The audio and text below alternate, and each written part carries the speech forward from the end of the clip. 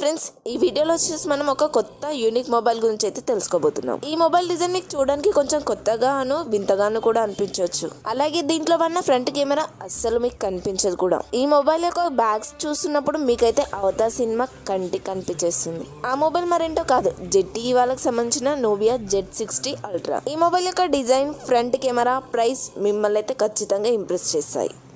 మరి మొదటిగా అన్బాక్సింగ్ తో స్టార్ట్ చేద్దామా. బాక్స్ వచ్చేసి మనకి బ్లాక్ అండ్ రెడ్ కాంబినేషన్ లో ఉంది. బాక్స్ పైన మనకి Z60 అల్ట్రా అని రాసింది కూడా ఉంది.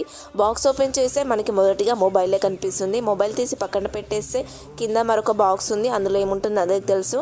కొంచెం పేపర్ వర్క్, సిమెజర్ టూల్ ఉంది. దాని కింద మరొక సపరేట్ రెండు బాక్స్లు ఉన్నాయి. ఒక బాక్స్ లో వచ్చేసి కేబుల్ ఉంది, మరొక బాక్స్ లో 100W ఫాస్ట్ ఛార్జర్ ఉంది. ముందుగా మీ అందరికి ఒక విషయం చెప్పాలి, ఈ అన్బాక్సింగ్ వచ్చేసి చైనాకి సంబంధించింది మాత్రమే, మన దగ్గర అయితే మొబైల్ ఉండదు. అలాగే మనకి కంపెనీలు కూడా రివ్యూ యూనిట్ కోసం ఏం పంపించవు.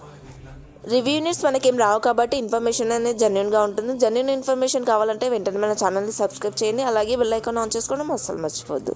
అండ్ ఈ మొబైల్కి వచ్చేసి బ్యాక్ డిజైన్ సూపర్గా ఉంటుందండి. ఇది కొత్తగా కూడా ఉంటుంది. ఇది మాత్రం లిమిటెడ్ ఎడిషన్ మాత్రమే. కెమెరా సెటప్ అనేది ఇతర మొబైల్స్తో కంపేర్ చేస్తే కొంచెం కొత్తగాను యూనిక్గాను ఉంటుంది.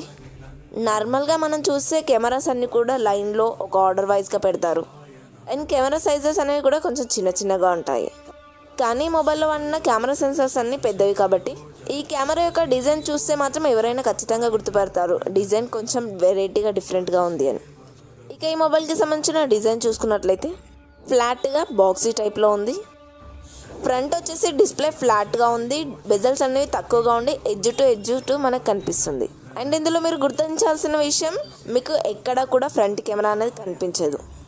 ఎందుకంటే ఇది in display finger print censor లాగా ఇన్ డిస్ప్లే కెమెరాతో వస్తుంది కాబట్టి. ఇలాంటి టెక్నాలజీ మన ఇండియాలో చాలా తక్కువనే యూజ్ చేస్తారు. నేను చూసిందల్లా శాంసంగ్ ఫోల్డ్ మొబైల్లో చూశాను అంతే.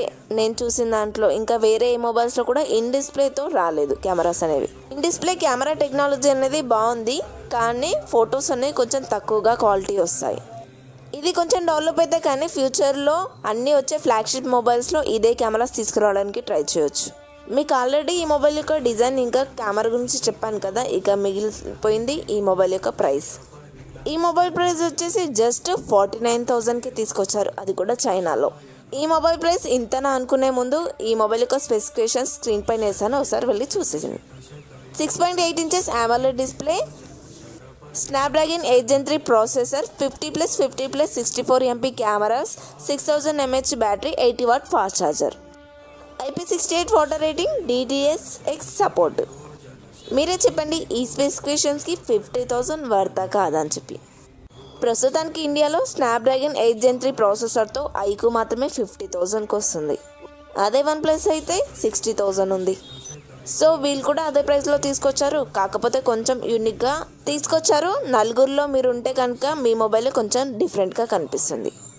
ఇక కెమెరా క్వాలిటీ కూడా కొంచెం బాగానే ఉంటుంది. ఇక పర్ఫార్మెన్స్ అంటారా, నోబియా అనేది గేమింగ్కి సంబంధించిన మొబైల్ బ్రాండ్. నోబియా రెడ్ మ్యాజిక్లో మీకు ఫ్యాన్ అనేది వస్తుంది.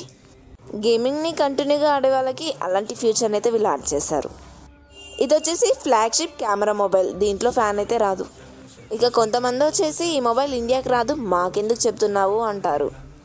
ప్రపంచంలో ఏం జరుగుతుందో మనకు తెలియకపోతే ప్రపంచానికి మనకి సంబంధం లేనట్టుగా బతుకుతున్నట్టే కదా. సో నేను చెప్పేది ఏంటంటే, మనకున్న ఇంట్రెస్ట్ తెలిస్తే కనుక కంపెనీలు కూడా ఇండియాకి వచ్చే ఛాన్స్ ఉంటుంది కదా. ఎగ్జాంపుల్, టెస్లా కార్లు ఇండియాలో దొరకవు. బనీయే కాదు, చాలామంది రిచ్ పర్సన్స్ దగ్గర కూడా టెస్లా కార్స్ ఉన్నాయి కదా. మన జెనిలియా కూడా వాళ్ళ హస్బెండ్ కోసం టెస్లా కార్ కొనుక్కొని మరీ గిఫ్ట్గా ఇచ్చింది. సో దీన్ని బట్టి ఏమర్థమైందంటే, ఇండియాలో కూడా టెస్లా కార్స్ ఇంట్రెస్ట్ చూపిస్తున్నాయి కాబట్టి త్వరలో ఇదైతే ఇండియాకి రానుంది.